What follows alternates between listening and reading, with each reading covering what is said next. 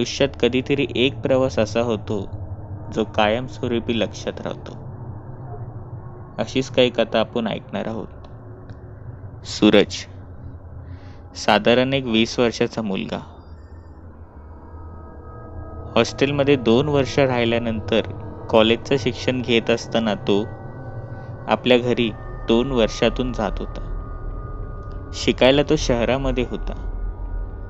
दिवाळीचा सण हा जवळ आला होता. सर्वांना सुट्टी देखील लागली होती आणि सूरजने गावी जाण्याचे ठरवले. अर्थात मागील 2 वर्षामध्ये दिवाळी ही त्याला भेटलीच नव्हती. तोही फार खुश होता. एसटी स्टँडवर जाऊन त्यांनी विचारपूस केली, पण सगळे बसेस फुल होते. ट्रेनने जायचे ठरवले तर ट्रेन देखील सगळे फुल. सूरज हताश झाला आणि तसाच हा निघू लागला.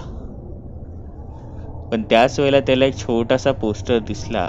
त्या सूरजच्या गावचे नाव लिहिले होते आणि एसटी ही त्या आगारामधनं सुटणार होती. सूरज हा खुश झाला आणि रात्री त्या एसटीकडे निघाला, पण ती एसटी देखील फुल झाली होती. सूरजच्या डोळ्यात अश्रू आले. सूरज तसाच निघत चालला होता, पण त्याच वेळेला सूरजच्या खांद्यावर एक थंडगार हात कोणीतरी ठेवला. सूरजने मागे पाहिले तर साधारण एक 45 ते 50 वर्षाचा व्यक्ती हा तिकडे होता. त्यांनी सूरजला सांगितले, उदास होऊ नको, तुझ्या घरी जाण्यासाठी शेवटची बस अजून आहे. सूरजने विचारले तर त्यावेळेला त्यांनी सांगितले की रात्री 1:30 वाजता इकडे एक एसटी येते. ती फारशी कुणाला माहीत नाही आणि ती जादा बसेसमध्ये आहे. ती तुला तुझ्या घरी सोडेल. जा, रात्री ये. सूरज फार खुश झाला.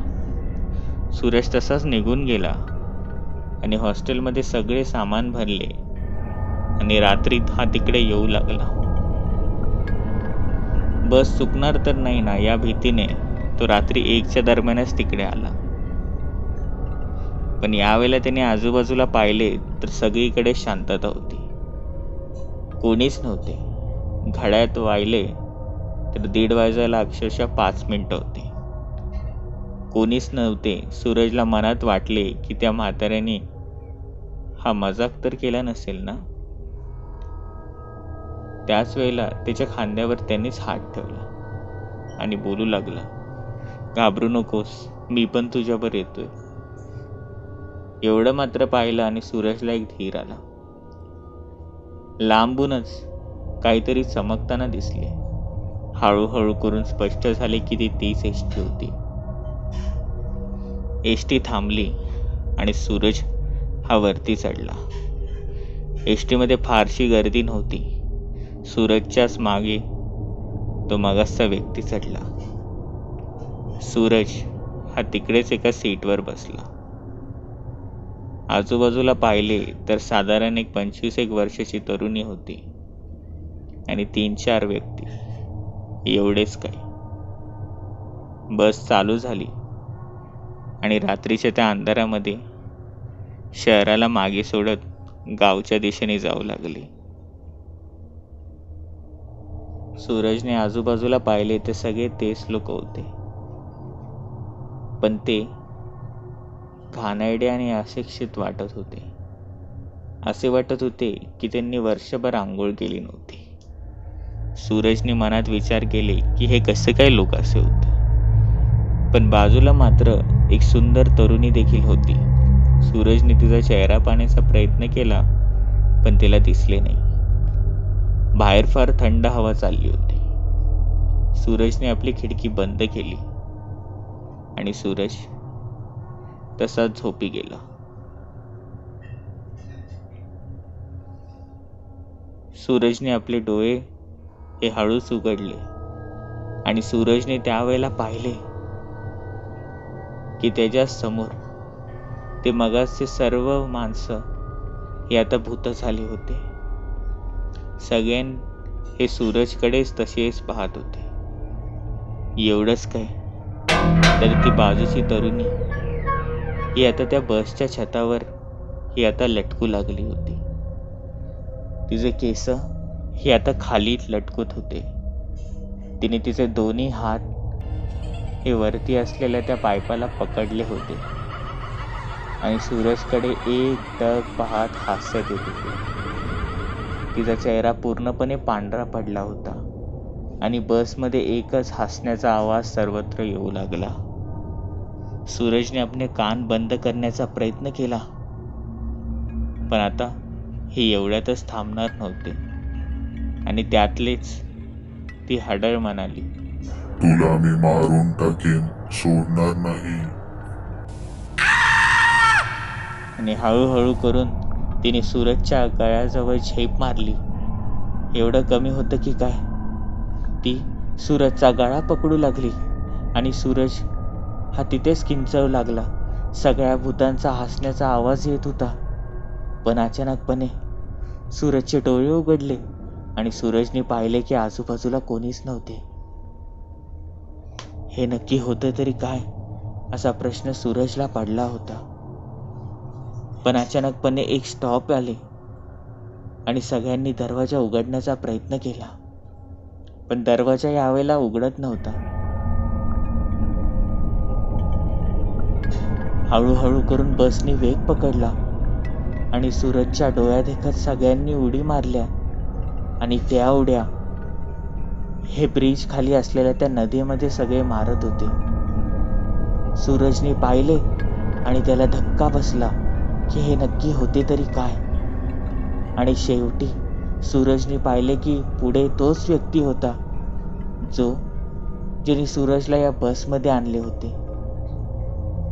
सूरजला तो बोलला की आता तूच आम्हाला वाचवू शकतो. एवढं बोलून त्यांनी पुन्हा उड्या मारल्या.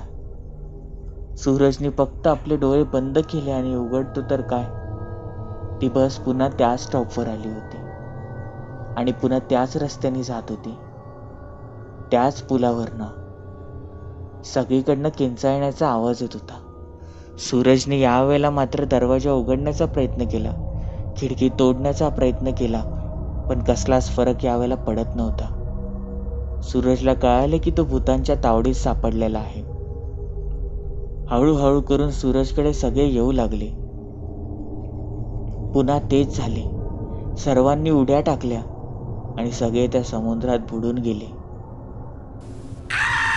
पण सूरज पुन्हा एकदा डोळे बंद करून उघडतोय त्याच क्षणामध्ये सगळे भूत पुन्हा त्यांच्या जागेवर बसले आणि तीच प्रक्रिया पुन्हा पुन्हा चालू झाली. हे होतं तरी काय हे सूरजला समजत नव्हते. आणि नंतर शेवटी त्याने त्याच्याजवळ असलेले त्या हनुमान चालिसाचे पठण करू लागला. तो मोठमोठ्याने हनुमान चालिसा हा वाचू लागला. पण त्याच वेळेला ती बस तिचा वेग कमी होऊ लागला. किमान सूरज 1-1.5 तास तरी त्या चालनाचे पठण करत होता. हळूहळू करून आवाज हा कमी होऊ लागला.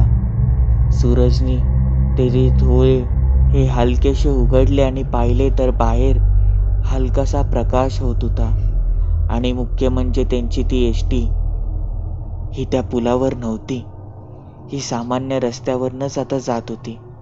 सूरजला आनंद झाला, पण पुन्हा डोळे बंद केले आणि पुन्हा एकदा देवाचे नामस्मरण करू लागला. इकडे किंचाळण्याचा रडण्याचा आवाज हा येत होता, पण हळूहळू करून तो कमी होऊ लागला आणि शेवटी बसमध्ये सूर्यकिरण पडलीच आणि ती सूरजच्याच गावाच्या वेशीवर येऊन थांबली. सूरजने तसेच देवाचे नामस्मरण चालू केले आणि बसमधनं उतरण्याच्या आधी मोठमोठ्याने जणू देवाचे नाव घेऊ लागला आणि हळूहळू करून त्या बसच्या बाहेर उतरला. त्या बसच्या बाहेर उतरताच त्याच्या पाठीवर कोणीतरी हात लावला. तोच व्यक्ती होता जो काल रात्री त्याला भेटला होता. त्याने एक हास्य दिले आणि सांगितले की आम्हाला माहित होतं की आम्हाला मुक्ती तूच देऊ शकतो, कारण की तू एक सच्चा देवभक्त आहेस आणि एक सच्चा आणि प्रामाणिक माणूस सुद्धा. म्हणूनच आम्ही तुझी निवड केली. खूप वर्षाआधी या ड्रायव्हर हा मनोरुग्ण होता. यांनी मुद्दामूनच त्या नदीमध्ये आमची बस ही ढकलली आणि असाच तो हळूहळू करून एक एक भूत हा बसमध्ये वाढवत गेला. आता तो कदाचित पुन्हा कधीच येणार नाही, कारण की तो हनुमान चालीसा त्या बसमध्ये वाचला होता. म्हणूनच त्याची शक्ती निकामी झाली. धन्यवाद. एवढा बोलता सूरजच्या डोळ्यात देखत तो भूत, तो व्यक्ती हा अदृश्य झाला आणि मागून एक स्फोट झाल्यासारखा आवाज येऊ लागला. सूरजची नजर मागे गेली तर ती बस यावेळेला पूर्णपणे जळत होती आणि सूरजच्या डोळ्यात देखत ती देखील अदृश्य झाली. हे सगळं होतं तरी काय सूरजला समजत नव्हते. सूरज त्याच्या घरी गेला. आईबापांनी त्याची विचारपूस केली, पण सूरजला माहीत होते की ह्या सगळ्यांचे रहस्य त्याला इथे भेटणारच नाही. तो पुन्हा एकदा त्या पूलजवळ असलेल्या त्या शहरामध्ये गेला. तिकडच्याच काही सरकारी अधिकाऱ्यांना भेटला. त्यांच्याकडनंही काही कळाले नाही. म्हणून शेवटी तो एसटी आगारात गेला आणि तेव्हा त्याला आतमधनं कोणीतरी सांगितले की तो मनोरुग्ण हा ड्रायव्हर होताच. त्यांनी मुद्दामूनच तिकडे ही गाडी नेली होती आणि एवढ्या लोकांचा जीव घेतला होता. रात्री 1:30च्या दरम्यान ती गाडी नक्की सुटायची. काही महिने ती गाडी सुटत राहिली, पण कोणचं जात नव्हतं. पण नंतर कळू लागले की इथून गाडी जी निघते ती तिथे पोहोचतच नव्हती. पोहोचत होते ते फक्त आणि फक्त त्यांचे प्रेत.